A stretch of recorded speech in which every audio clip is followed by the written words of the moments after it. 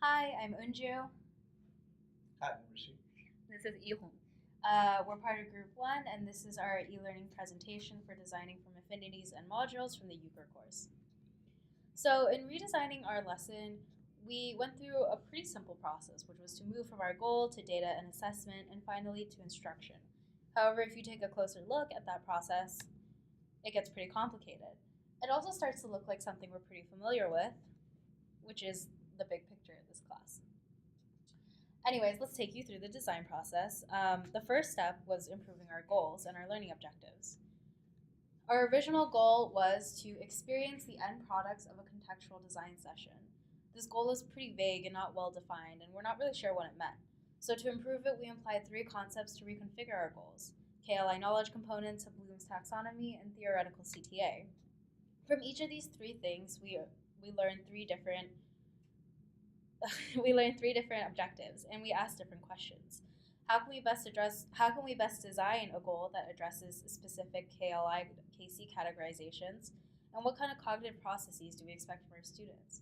How can our goals reflect these cognitive processes? What intermediate steps do our students need to reach to achieve our final learning objective?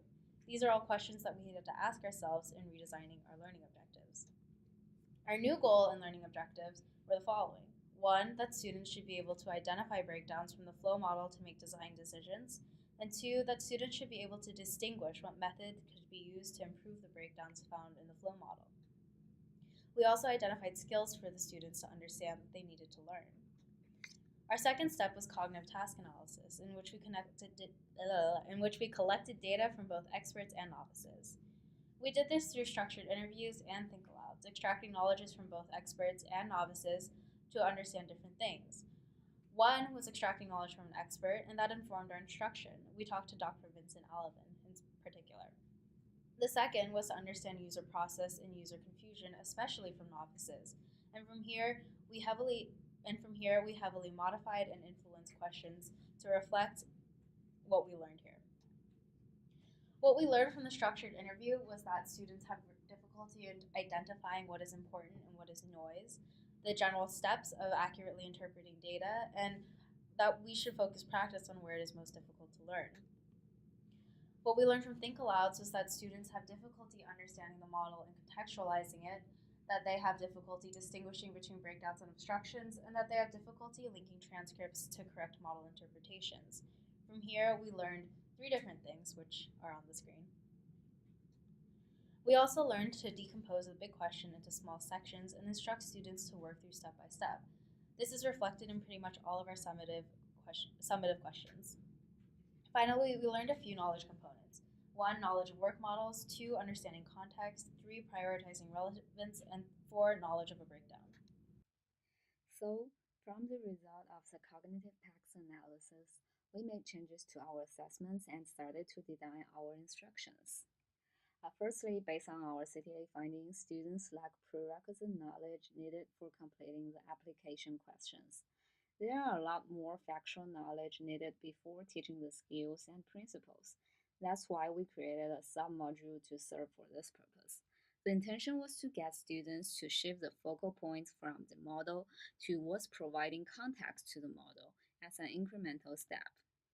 So, how our assessments align with our goal? Remember that one of our goal is students should be able to identify breakdowns from the flow model to make design decisions.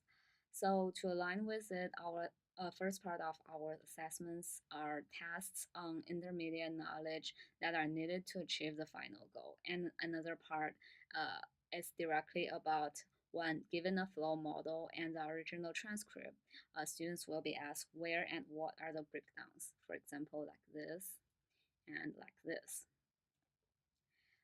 And also about how our instruction align with the goal. We basically have three type of instructions. First, the video that gives a general understanding of the topic and the problem scope. And also we create some slides that summarize the readings and are about the basic knowledge that are needed to achieve the final goal. And finally, we go to the formative assessment, acting as a kind of instruction that decompose the whole question into small sections and instruct students to do it step by step. things like this, the video, the slides. We made it because students just don't have time to go through all the readings, they're too long. And the formative assessment, we broke the one original question into 17 intermediate small sections. Generally, it includes three steps among them. The first one is to understand the model, to find the major structure in a bunch of graphics. Like here, there are two major connections of the ticket buyer. And also the second step, to distinguish between a breakdown and an obstruction. Like we will ask students for each of this transcript, like will the system still function or it cannot function if the statement in this particular transcript doesn't work well. So students can learn how to analyze all of this transcript one by one and determine whether they're important or they're not. And we come to the final step, that is to locate the breakdowns you found on the map. So students will be able to locate the breakdowns like this. However, due to the constraints of the OLI platform, we can only do it in form of the multiple choice questions.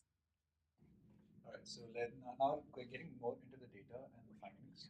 So this is a table that depicts all the that depicts all the number of questions in each section and the average rate at which students were able to successfully answer all the questions. So the average correct rate for each of the models are depicted here. You can notice an incremental trend, however, that's purely coincidental because a lower correct rate does not equate higher difficulty. A, because these modules are completely independent from one another, and B, because they had different kinds of questions. So sometimes MCQs are easier to eliminate, select all the questions are harder to score on. Now looking at the performance metrics itself, there's a huge comparative. There's a huge difference between the pre-test and the post-test scores. So the pre-test is currently at around 0.31, whereas our post-test scores are at around 0.74. That's 74% versus 31% on the pre-test. The minimum score that we got was in the pre-test it was 0, on the post-test it was around 40%, and the max that we got on the pre-test was 90 and 100 on the post-test. Now, talking in terms of statistical significance, the the standard deviation of the difference between the pre-test and the post-test came out to around 0.34, and with a degree of freedom of 21, we reached a p-value of 5.29, which when we equate it, brings us to a p-value for the null hypothesis to be 0.000015. So yeah, it's not a coincidence.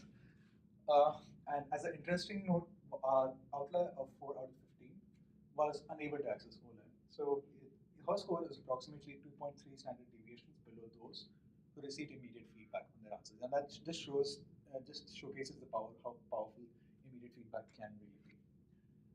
Now, thinking about what we could have done iteratively, so most of our iterations occurred during the think aloud and the CTA process. So we designed a different formative assessment on that point when we realized that there were a lot of pain points. And based on preliminary user feedback on pre and post test modules, we changed the answer key to one to better accommodate more answers. And unfortunately, due to the constraints posed by OLA itself, we weren't able to change formative assessments in more than a few ways that we wanted. And in hindsight, what could we have done differently? So there, as discussed earlier, there were a couple of errors. So in page 2 of our OLAN module, there are some errors with feedback messages, and there's an error in one question of the module, which I would like to fix later on. And some general quotes and feedbacks from our users. Our users really liked about the way our course was structured. They could see why each section was relevant and how it all tied in together towards the end. Most of the feedback was positive. Some feedback was kind of negative. And now when we think about the future improvements, we ideally would like to do more iterations to OLI post our data collection session, because that really gave us like the most insights about what we need to improve on. 73% is good, but we believe we can do better. So along those lines, we'd like to again test more users. We'd like to find out interview additional subject matter experts so that we can like incorporate even more points than we did. Uh, we'd like to ideally do this on one uniform platform. We'd like a greater variety of questions in our summative assessment, and finally a qualitative check of content before publishing on each iteration. That is a must. All right, thank you very much.